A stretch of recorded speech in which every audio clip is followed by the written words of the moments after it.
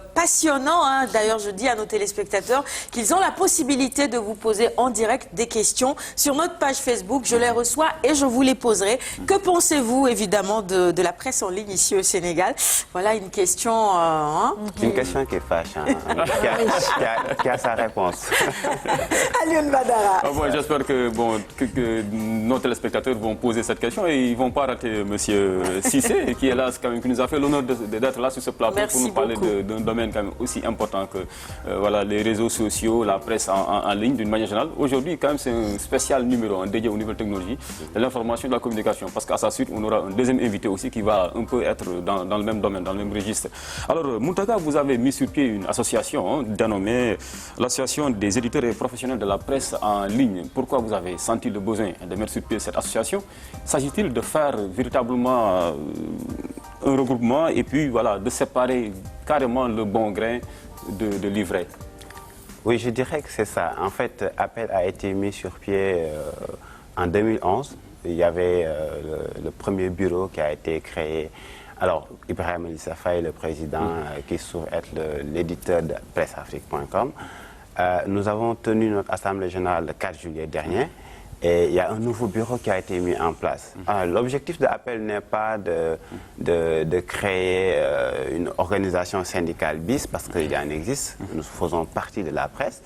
Mais la presse en ligne est tout le temps indexée, pointée du doigt à cause des dérives, à cause du contenu malsain qui est publié. Donc le fait de nous organiser en une association, d'avoir une seule voix et puis de mettre sur pied des règles d'éthique, de déontologie, tout ça nous permettra d'avoir de mettre des garde-fous, éviter que les gens qui ne font pas partie de la presse en ligne puissent investir le secteur et mettre vraiment des choses qui ne devraient pas être présentes sur Internet. Mais c'est vrai que c'est une initiative louable, mais quand même, il y a l'autorité publique qui est là. Est-ce qu'au Sénégal, il y a un cadre juridique? Parce que je pense que s'il y avait ce cadre juridique-là, vous ne seriez pas amené à créer une telle structure. Ça veut dire qu'il y a un déficit sur le plan juridique pour régir la presse en ligne au Sénégal. En fait, je dirais que le fait de nous organiser nous donne plus de poids face à l'autorité, mais surtout une reconnaissance, parce que l'autorité ne peut pas parler avec chaque organe en ligne. Donc le fait de nous organiser, d'avoir une seule voix, nous permettra d'avoir un seul interlocuteur pour l'autorité. Et puis, le vide juridique, c'est vrai, il y a le nouveau code de la presse qui est en cours, qui n'a pas été encore validé.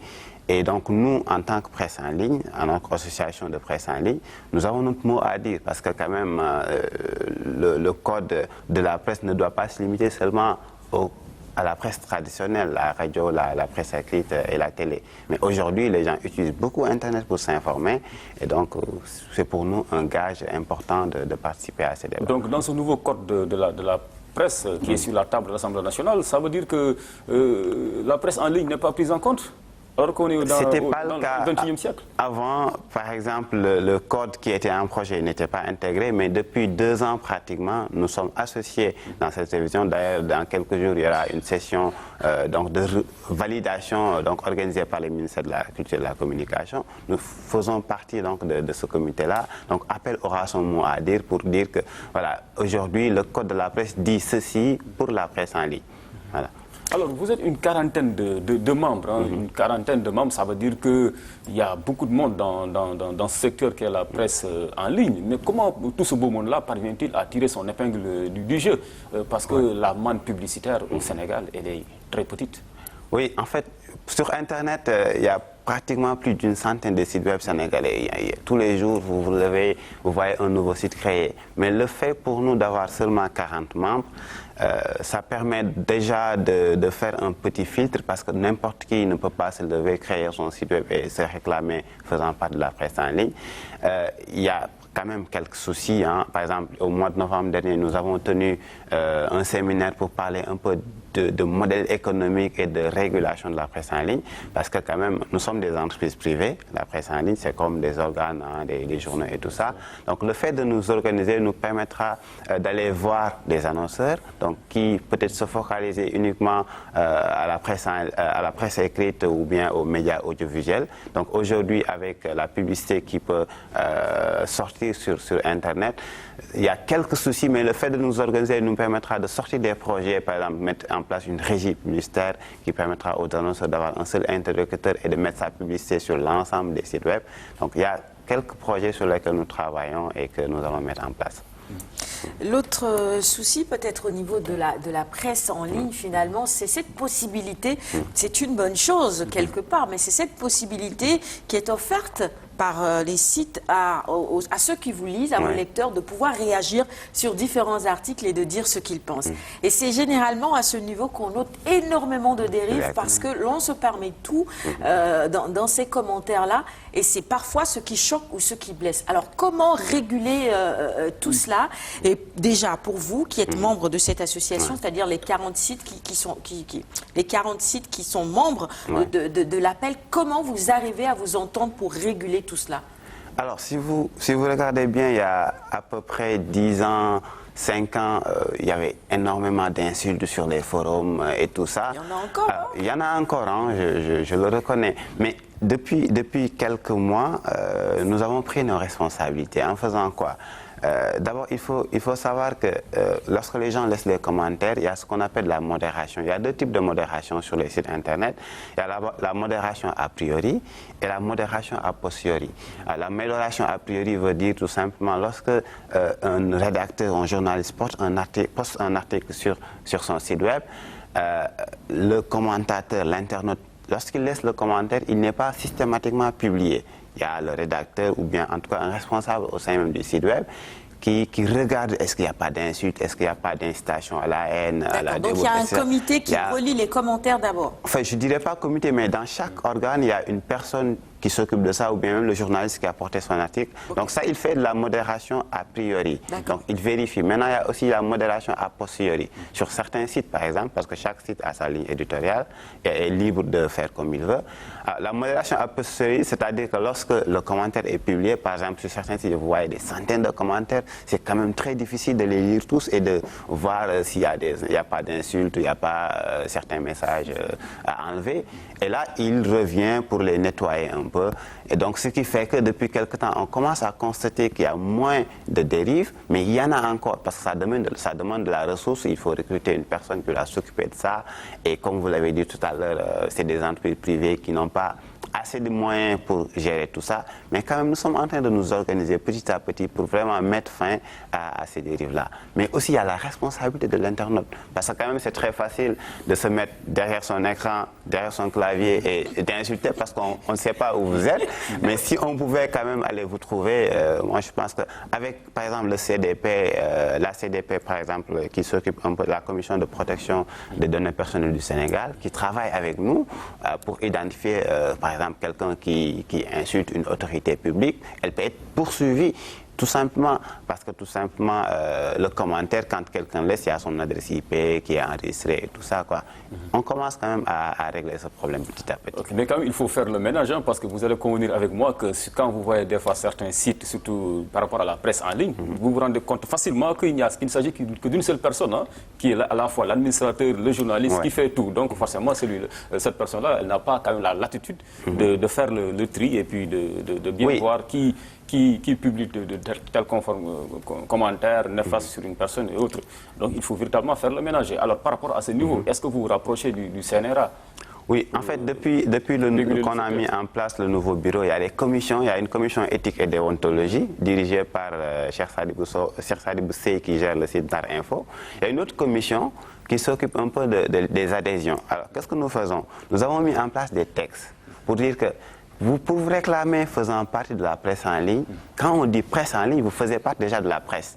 Quand on dit presse, il faut être journaliste. D'abord, il faut au moins un journaliste dans votre rédaction. Donc, nous sommes en train de mettre en place des règles qui feront qu'un informaticien comme moi, il ne peut pas se lever, créer son site et se réclamer faisant part de la presse en ligne. Il faut au moins un journaliste. Ensuite, après, vous pouvez recruter un technicien qui s'occupe un peu des aspects techniques et tout cela, quoi. Donc, il y a des règles qui sont en train d'être mises en place.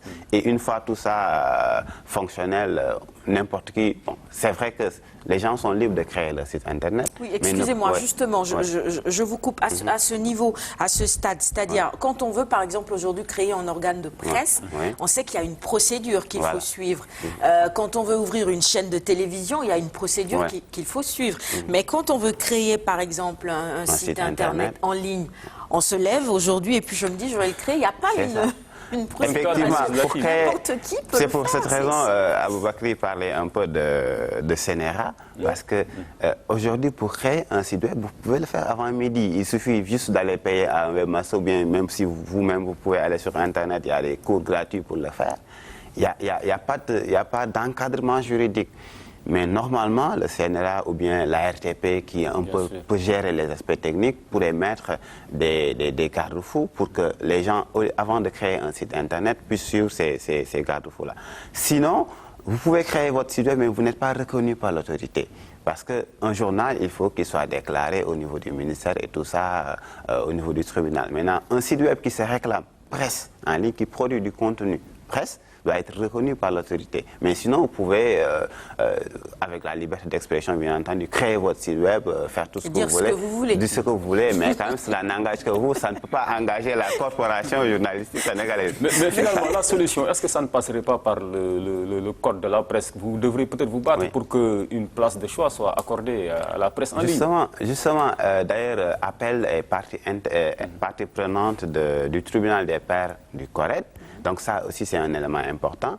Et puis, le fait pour nous de participer à la révision du code de la presse permettra de mettre des éléments qui vont encadrer un peu la gestion d'un site Internet, la publication, le contrôle et tout ça. Donc, le fait que nous participons à ces débats-là permettra, en tout cas, à l'avenir, dans un avenir proche, je dirais, vraiment d'avoir notre mot à dire, mais surtout de protéger les citoyens sénégalais et internationaux qui vont certainement visiter nos sites Internet. Est-ce que ce n'est pas les commentaires aussi qui font le buzz sur des réseaux? Oui, effectivement. Il y a parfois, moi, je vois des personnes qui vont voir, par exemple, une photo de Sarah. Oui. Ah non, moi, non, s'il te plaît. Elles ne vont même pas lire ce qui est écrit, mais automatiquement, ils vont voir les commentaires. Effectivement, il y a des gens, ils vont sur Internet, ils ouvrent un article, hein, comme je reprends votre exemple, on voit la photo de Sarah. Et donc là, les gens, ils se mettent à elle me menace. Hein. Donc les gens qui se mettent à... Les gens ne lisent que les commentaires. C'est vrai. Donc je vais changer. Alors, ce qui se passe, c'est que lorsque les gens ouvrent un article, certainement, ils regardent que les commentaires. Les commentaires font partie de l'animation d'un site Internet. Si on enlève aujourd'hui les commentaires, bon, je pense qu'il y aura plus un grand intérêt pour certains, en tout cas, de lire les sites. Maintenant, les commentaires, il faut les réguler. Mais il y a aussi ce qu'on appelle la course au clic. C'est-à-dire, il y a certains sites Internet qui veulent faire du buzz, mais que du buzz. Le fait, ils savent que s'ils postent la photo de Sarah, il y aura des dizaines de milliers de clics. Et donc là, au lieu de donner une information généraliste politique qui peut intéresser la majorité des Sénégalais, ils se mettent à faire donc des choses vraiment pour faire la course au clic carrément. Parfois, tu vois même une photo et après, il n'y a rien. C'est ça. Il n'y a rien d'écrit. Parce qu'il n'y a qu'une seule personne derrière, hein, comme il a dit tantôt. Voilà. Il n'y a pas une équipe de Je suis calée, hein, dans la matière. Je laisse quand même Monsieur Solisso placer un mot là-dessus. Il vous arrive d'aller comme ça sur Internet pour lire des articles et voir ce qui est écrit, généralement? Oui, bon, votre appréciation de la presse en ligne? C'est ce que je fais, en tout cas, tous les jours. Mais bon, c'est comme il a souligné tout à l'heure. Aujourd'hui, moi, je pense que c'est devenu quelque chose qui est incontrôlable. Parce que, bon, juridiquement, on n'est pas encore équipé. Et puis, mentalement, moi, je pense qu'on utilise un outil dont nous n'avons pas trop la maîtrise. Donc, aujourd'hui, vous voyez, les gens, ils postent ce qu'ils veulent, ils disent ce qu'ils veulent. Et ils ne se soucient pas de l'effet que ça peut faire derrière. Et c'est quelque chose qu'on n'est pas encore prêt à maîtriser pour le moment. D'autant que ça reste. D'autant que ça reste. Ça reste, hein, tout ce qui est posté en ligne et tout, on peut retrouver tout ça après. Et puis, comme il a dit, au Sénégal, bon, il n'y a pas trop de sanctions, il n'y a pas une autorité qui est là, qui dit que... Voilà, quoi. Donc, moi, je pense qu'on a du pain sur la planche. Ils ont du pain sur la planche par rapport à cela. Il vous arrive de retirer des articles en ligne comme ça, que des gens se plaignent, qu'il y ait des procès et tout ça, généralement? Oui, des devant procès, les tribunaux? on ne peut pas les éviter parce que c'est la presse, comme la presse écrite, la presse audiovisuelle. Mais retirer un article, ça dépend. Parce que un journaliste bien formé, qui fait son travail de recoupement, de collecte, de traitement et de diffusion de l'information, il ne court pas le risque de devoir enlever un article qu'il aura publié il y a quelques heures auparavant. Maintenant, quelqu'un qui ne suit pas ces règles-là, qui dit du mal de vous, on se rend compte que ce n'est pas vrai, on lui demande de l'enlever, bon, il sera obligé de le faire. D'où l'importance d'encadrer tout ça, de mettre en place des règles qui seront respectées par les acteurs. Et une fois tout ça mis en place, voilà, même s'il y a procès, comme on le voit un peu partout, après on pourra se défendre. Hein. Voilà. Vous avez reçu un gentil message de Ibrahima Lissa Faye, je sais pas si Le vous président de connaissez. Appel. Très bien, il dit Mountaga Cissé est une valeur sûre de la presse en ligne. Appel travaille pour la labellisation, la professionnalisation de la presse en ligne. Aldine Badara, c'est bon? Je pense que c'est assez explicite, hein, le message du président Lissa Faye. Donc c'est tout à fait à l'honneur de son représentant sur le plateau de Kenkeliba. Et puis, pour les professionnels de la presse en ligne. C'est ça. Et puis ce qu'on constate, c'est, vous voyez, déjà, la presse en ligne utilise la technologie, donc le fait de pouvoir conjuguer tout ça, technologie plus presse, journalisme globalement, c'est intéressant. C'est ça l'outil, quoi. C'est-à-dire que le fait d'être au niveau de la presse en ligne, c'est que vous êtes un journaliste. Parfois, on dit journaliste 2.0. Donc, vous faites votre travail de journaliste comme les journalistes le font, mais vous utilisez un outil technologique super puissant qui permet vraiment de ne pas se limiter à la frontière sénégalaise, mais vraiment d'être vu un peu partout dans le monde, quoi. Et c'est là où la notion de la responsabilité doit peser davantage de la déontologie. Je vous offre quand même une tasse de Kenkeliba. Ah, merci. C'est l'heure du clip du jour. On vous garde sur